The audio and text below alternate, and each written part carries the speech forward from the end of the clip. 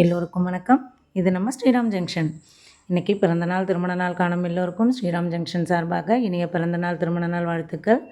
இன்றைக்கி ஞாயிற்றுக்கிழமை இல்லைங்களா, அதனால் இன்றைக்கி நாங்கள் கோயிலுக்கு வந்திருக்கோம். இந்த கோயில் திருநெல்வேலி மாவட்டத்தில் அத்தாழ்நல்லூர் அப்படின்ற ஊரில் இருக்கிற கஜேந்திரவரத பெருமாள் கோயில். இது எங்கள் குலதெய்வங்க. இங்கே இருக்கிற நரசிம்மர் இது மூலவர் கஜேந்திரவரத பெருமாள். இந்த கோயிலுக்கு பின்னாடி நரசிம்மர் விக்கிரகம் இருக்குது. அது தாங்க எங்களுக்கு குலதெய்வம். பையனுக்கு எக்ஸாம் ஆரம்பிக்க போகுது இல்லைங்களா, அதனால் சுவாமி தரிசனம் பண்ணிட்டு போகலாம் அப்படின்னு சொல்லிட்டு வந்திருக்கோம். இது தாமிரபரணி நதிக்கரையோரம் இந்த கோயில் அமைஞ்சிருக்குங்க. காலையிலே கோயிலுக்கு போயிட்டு வீட்டுக்கு வந்தாச்சுங்க. இன்றைக்கி எங்கள் வீட்டில் என்ன டிஃபன்னு பார்த்தீங்கன்னா, பூரி மாவு கொஞ்சம் பிசைஞ்சு வச்சுருக்கேன். அதே மாதிரி சப்பாத்திக்கு தனியாக மாவு கொஞ்சம் பிசைஞ்சு வச்சுருக்கேன். கிரைண்டரில் மாவு பிணைஞ்சதுனால நல்லா சாஃப்டாக வந்திருக்கு பாருங்கள். பூரிக்கு கொஞ்சம் நான் ரவை சேர்த்து மாவு பிசைவேன். சப்பாத்திக்கு நார்மலாக வெறும் கோதுமை மாவு மட்டும் பிசைவேன். இப்போ மாவு ரெடியாக இருக்குது. அடுத்தது பன்னீர் பட்டர் மசாலாவுக்கு என்னென்ன பொருள் தேவைன்றது பார்த்துடலாம். பன்னீர் ஒரு 200 கிராம் பாக்கெட்டு ஒன்று கட் பண்ணி வச்சுருக்கேன். பெரிய வெங்காயமாக ஒரு 2 வெங்காயம் பொடியாக கட் பண்ணி வச்சுருக்கேன். ஒரு 3 பச்சை மிளகா எடுத்து வச்சுருக்கேன். தக்காளி பெரிய தக்காளியாக ஒரு 3 தக்காளி பொடியாக கட் பண்ணி வச்சுருக்கேன். மஞ்சள் தூள் ஒரு 1/4 டீஸ்பூன் எடுத்து வச்சுருக்கேன். காஷ்மீரி சில்லி ஒரு ஸ்பூன், பெரிய ஸ்பூனால் ஒரு ஸ்பூன் வச்சுருக்கேன். கரம் மசாலா ஒரு ஸ்பூன் வச்சுருக்கேன். அதே மாதிரி மல்லித்தூளும் ஒரு ஸ்பூன் வச்சுருக்கேன். தாளிக்க ஜீரகம் 1/2 ஸ்பூன் எடுத்து வச்சுருக்கேன். கஸ்தூரி மேத்தி கொஞ்சம் பொடி பண்ணி வச்சுருக்கேன். முந்திரி பருப்பு ஒரு 50 கிராம் எடுத்து வச்சுருக்கேன். அடுத்தது தாளிக்கிறதுக்கு அன்னாச்சி பூ, பட்டை, லவங்கம், அதுக்கப்புறம் பிரிஞ்சி இலை, ஏலக்காய் எல்லாம் கொஞ்சம் எடுத்து வச்சுருக்கேன். பட்டர் கொஞ்சம் எடுத்து வச்சுருக்கேன். ஃப்ரெஷ் க்ரீம் ஒரு சின்ன பாக்கெட்டு வச்சுருக்கேன். இஞ்சி பூண்டு பேஸ்ட் பெரிய ஸ்பூனால் ஒரு 2 ஸ்பூன் எடுத்து வச்சுருக்கேன். அடுத்தது கருவேப்பிலை கொஞ்சம், கொத்தமல்லி கொஞ்சம் எடுத்து வச்சுருக்கேன். இப்போ எல்லா பொருளும் ரெடியாக இருக்குது. பன்னீர் பட்டர் மசாலா செய்ய ஆரம்பிக்கலாம் வாங்க. வானலில் எண்ணெய் கொஞ்சம் ஊற்றிருக்கேன். எண்ணெய் கொஞ்சம் தாராளமாகவே சேர்த்துக்கலாம். இப்போ நம்ம இதில் தாளிக்கு எடுத்து வச்சுருக்கோம் பார்த்திங்களா, இந்த பட்டை, லவங்கம், ஏலக்காய் எல்லாத்தையும் அதில் சேர்த்து கொஞ்சம் பொரியட்டும்னு சொல்லி இந்த ஜீரகம் எடுத்து வச்சுருக்கோம்ல அதையும் சேர்த்துக்கலாம். ஜீரகம்லாம் நல்லா பொரிஞ்ச உடனே நம்ம இந்த பொடியாக கட் பண்ணி வச்சுருக்கோம் பார்த்திங்களா, அந்த வெங்காயத்தை அதில் சேர்த்துக்கலாம். கூடவே இந்த பச்சை மிளகாயும் வச்சுருக்கேன், அதையும் சேர்த்துக்கலாம். வெங்காயம் இந்த அளவுக்கு பொடியாக இருந்தால் தாங்க கிரேவி நல்லாயிருக்கும், நல்லா டேஸ்ட்டாக இருக்கும். முடிஞ்ச வரலும் கொஞ்சம் பொடியாகவே கட் பண்ணிக்கோங்க. இப்போ இதை நல்லா கண்ணாடி பதத்துக்கு வதக்கிக்கலாம்.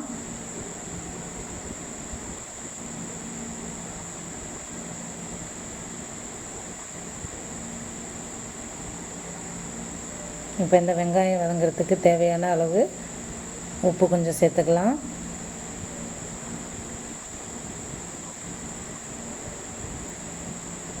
இந்த கிரேவிக்கு நான் காஷ்மீரி சில்லி ஏன் போட்டிருக்கேன் அப்படின்னு பார்த்திங்கன்னா, நல்லா கலராக இருக்குங்க கிரேவி. நல்லா 3 பச்சை மிளகா, காரமாக இருக்கிற பச்சை மிளகா சேர்த்துருக்கேன். நல்லா பொன்னிறமாக வதங்கட்டும். இப்போ பாருங்கள், வெங்காயம் நல்லா வதங்கி வந்திருக்கு.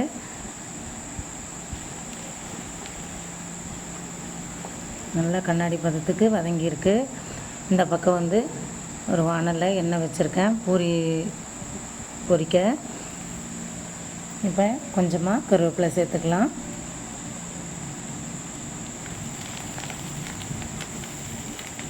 நல்லா வதங்கிடுச்சு பாருங்கள் வெங்காயம். இந்த டைமில் நம்ம பொடியாக கட் பண்ணி வச்சுருக்கோம் இல்லை தக்காளி, அதையும் இது கூட சேர்த்துக்கலாம்.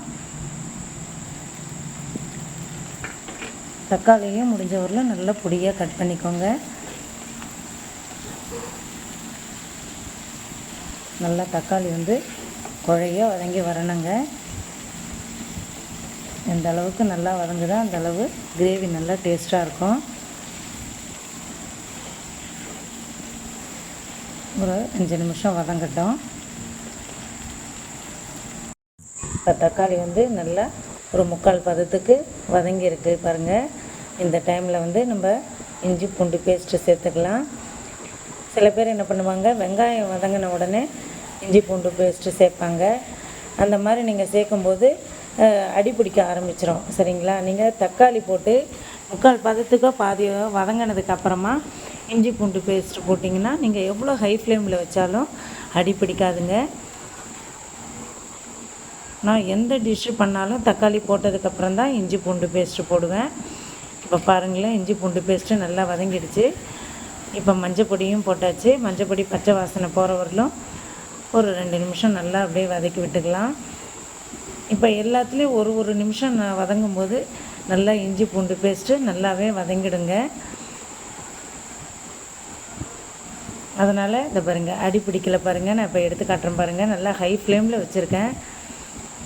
இதே நீங்கள் வந்து வெங்காயம் போட்டதுக்கப்புறமா இஞ்சி பூண்டு பேஸ்ட்டு போட்டிருந்திங்கன்னா லைட்டாக வந்து அடி பிடிக்க செய்யும். இதெல்லாம் வந்து சமையல் செய்யும்போது எனக்கு தெரிஞ்ச சின்ன சின்ன டிப்ஸை வந்து அப்பப்போ நான் உங்களுக்கு சொல்கிறேன். நீங்களும் இந்த மாதிரி ட்ரை பண்ணி பாருங்கள். இப்போ வந்து அந்த காஷ்மீரி சில்லியை சேர்த்துக்கலாம். ஒவ்வொரு பொருள் சில பேர் ஒரு அந்த மாதிரி எல்லாம் எடுத்து வச்சுருக்க எல்லா பொருளையும் ஒன்றா போடுவாங்க. நான் ஒவ்வொரு பொருளையும் போட்டதுக்கப்புறம் ஒரு நிமிஷம் நான் வதக்கிறதுக்கு காரணம், அந்த பச்சை வாசனை போகும்போது இன்னும் நல்லாவே இருக்கும் டேஸ்ட்டு. மஞ்சள் பொடி போட்டதுக்கப்புறம் கொஞ்சம் நேரம் வதக்கினேன். இப்போ பாருங்கள், காஷ்மீரி சில்லி போட்டதுக்கப்புறமும் நல்லா வதக்கியாச்சு. எண்ணெய் பிரிஞ்சு வருது பாருங்கள். இந்த டைமில் அந்த மல்லித்தூளை சேர்த்துக்கலாம். ஒரு 2 செகண்டு அப்படி வதக்கி கொடுத்துக்கலாம்.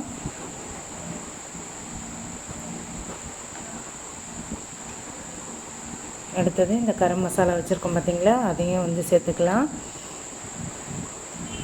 கரம் மசாலா போட்டதுக்கப்புறம் ரொம்ப நேரம் வதங்கக்கூடாதுன்றதுனால தான் நான் கடைசியாக வந்து கரம் மசாலா போடுறேன். வத்தப்பொடி மல்லிப்பொடி மாதிரி ரொம்ப நேரம் வந்து கரம் மசாலா போட்டதுக்கப்புறம் வதங்கக்கூடாது. இங்கே பாருங்கள், நல்லா எண்ணெய் பிரிஞ்சு நல்லா வதங்கி வந்திருக்கு பாருங்கள். ஒரு செகண்டு வதங்கினதுக்கப்புறமா கொஞ்சமாக தண்ணி சேர்த்துக்கலாம். வெங்காயம் தக்காளி நல்லா வதங்கி நம்ம போட்ட மசாலா ஐட்டம் எல்லாமே நல்லா பச்சை வாசனை போகிற வரலும் வதங்கி வந்துடுச்சு. இந்த டைமில் நம்ம ஒரு 1/2 டம்ளர் தண்ணி சேர்த்துக்கலாம். ஒரு 2 நிமிஷம் கொதிக்கட்டுங்க. ஒரு 2 நிமிஷம் கொதிச்சதுக்கப்புறம் மற்ற பொருளை சேர்க்கலாம். இப்போ பார்க்கலாம் எப்படி வதங்கியிருக்குன்னு. இங்கே பாருங்கள், நல்ல கிரேவி வந்து சூப்பராக கொதித்து வந்திருக்கு. நல்லா எண்ணெய் பிரிஞ்சு மேலே வந்திருக்கு பாருங்கள்.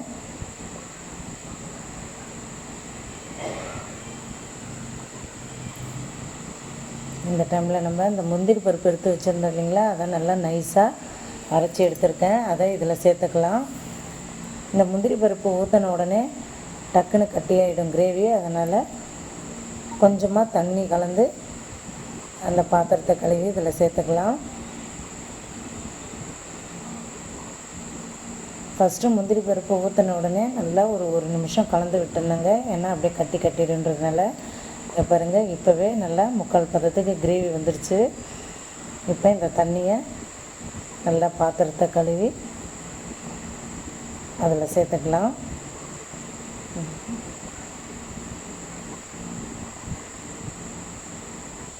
இப்போ நல்லா ஒரு வாட்டி கலந்து விட்டுட்டு ஒரு நிமிஷம் நல்லா அந்த பச்சை வாசனை போகட்டும்னு மூடி வச்சிடலாம்.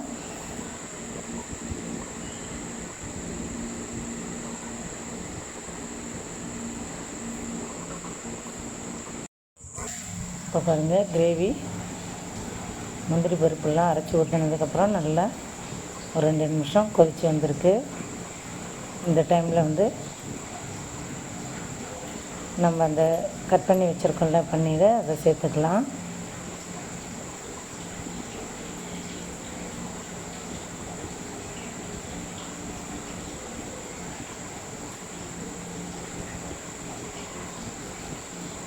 போட்டதுக்கப்புறமா மெல்லமாக அப்படியே கலந்து கொடுத்துக்கலாம். ஒரு நிமிஷம் அந்த பன்னீர் போட்டதுக்கப்புறம் அந்த கிரேவி கொதிக்கட்டுங்க. அப்போ தான் அதில் இருக்கிற அந்த காரெல்லாம் உள்ளே வந்து நல்லா உள்ளே இறங்கும். இந்த டைமில் நம்ம அந்த எடுத்து வச்சுருக்கிறோங்களே அந்த பட்டர் அதையும் சேர்த்துக்கலாம்.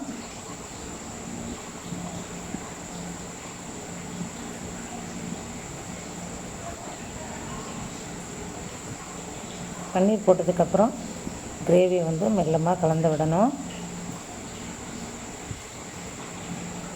இப்போ ஒரு நிமிஷம் கொதிக்கட்டும். இப்போ கிரேவி நல்லா கொதி வந்துடுச்சு. ஒரு வாட்டி நல்லா கலந்து விட்டுட்டு நம்ம அந்த கஸ்தூரி மேத்தி எடுத்து வச்சுருக்கோம் இல்லைங்களா, அதை இதுக்குள்ளே சேர்த்துக்கலாம்.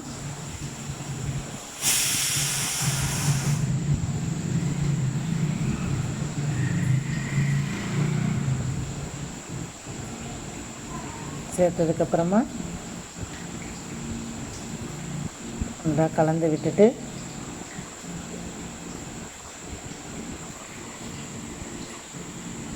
நம்ம அந்த க்ரீம் எடுத்து வச்சுருக்கோம்ல ஃப்ரெஷ் க்ரீமு, அதையும் ஒரு 2 கரண்டிக்கு இதில் சேர்த்துக்கலாம்.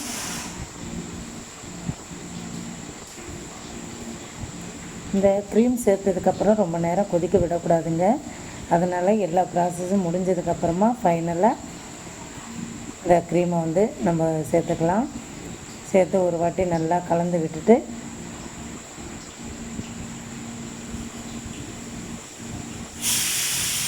ஒரு செகண்டு கொதிச்சா போதும். ரொம்ப நேரம் கொதிக்க விட வேண்டாம். ஃபைனலாக இங்கே பாருங்கள், இந்த நம்ம கலந்து விடும்போது அந்த பன்னீர் வந்து உடையாமல் பார்த்துக்கணும். ஃபைனல் டச்சாக நம்ம பொடியாக கட் பண்ணி வச்சுருக்கிற கொத்தமல்லியை சேர்த்து கேஸ் ஆஃப் பண்ணிடலாம். சூப்பரான பன்னீர் பட்டர் மசாலா ரெடி ஆகிடுச்சு. அடுத்தது நம்ம பூரி சப்பாத்தி ரெடி பண்ணிடலாங்க. பன்னீர் பட்டர் மசாலா ரெடி பண்ணி அந்த பக்கம் எடுத்து வச்சாச்சுங்க. இப்போ எண்ணெயை இந்த அடுப்புக்கு மாற்றியாச்சு. இப்போ திரட்டி வச்சுருக்கிற பூரியை ஒவ்வொன்றா நம்ம எடுத்து பொரிச்சிடலாம். நம்ம எப்போவுமே பூரிக்கு மாவு பிசையும் போது 1 டம்ளர் மாவுக்கு 1 ஸ்பூன் ரவை சேர்த்து நம்ம மாவு பிசைஞ்சோம்னா இந்த மாதிரி நல்லா பூரி வந்து நல்லா உப்பலாக வரும். மைதா மாவுலாம் சேர்க்க தேவையில்லைங்க. மைதா மாவு சேர்க்கும்போது சூடாக சாப்பிடும்போது தான் பூரி நல்லாயிருக்கும். ஆறிடுச்சுன்னா வந்து உங்களுக்கு நல்லா ஜவ்வு மாதிரி ஆகிடும். அதனால் வெறும் கோதுமை மாவுலேயே நம்ம 1 ஸ்பூன் ரவையை சேர்த்து பிணைஞ்சி பூரி செஞ்சாலே நல்லா சாஃப்டாகவும் இருக்கும். இந்த மாதிரி நல்லா புசு புசுன்னு வருங்க. இப்போ நான் மற்ற பூரி எல்லாத்தையும் பொரிச்சிட்டு உங்களுக்கு காட்டுறேன். எல்லா பூரியும் பொரித்து எடுத்தாச்சு. நல்லா சுட சுட பூரியும் ரெடி ஆகிடுச்சு. அதுக்கு சைட் டிஷ் வந்து பன்னீர் பட்டர் மசாலாவும் ரெடியாக இருக்குது. அடுத்ததாக நம்ம சப்பாத்திக்கு ரெடி பண்ணணும். சூடாக இருக்கும் போதே எல்லாம் சாப்பிட வாங்க. இந்த வீடியோ உங்களுக்கு பிடிச்சிருந்ததுன்னா என்னோடய சேனலுக்கு சப்போர்ட் பண்ணுங்கள், சப்ஸ்கிரைப் பண்ணுங்கள், பெல் ஐக்கான் பட்டனை ஆல் கொடுங்க.